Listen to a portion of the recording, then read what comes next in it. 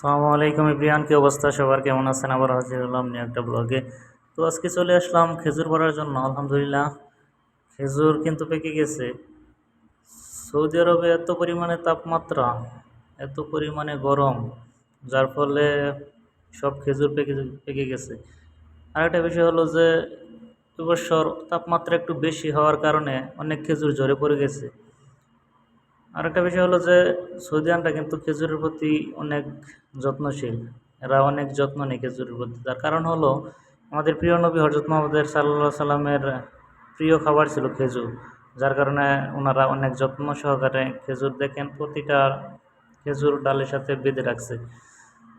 তো আরেকটা বিষয় হচ্ছে যে ওনারা কিন্তু খেজুর খায় না, ওনারা মার্কেট থেকে ক্রয় করে তারপরে খায়। তার কারণ হলো মার্কেটে খেজুরটা ভালোভাবে ধুয়ে ফ্রেশ করে তারপরে প্যাকেটিং করে ওনারা বিক্রি করে।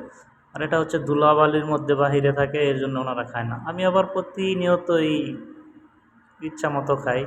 তো আমার কাছে খুবই ভালো লাগে। এটা সৌদি আরবের খেজুর দুর্দান্ত টেস্ট। তো নিজের হাতে পেরে নিয়ে যাই, পেরে পেরে খাচ্ছি, তো দেখতেই পাচ্ছেন ছোট একটা গাছে এত পরিমাণে খেজুর আসে।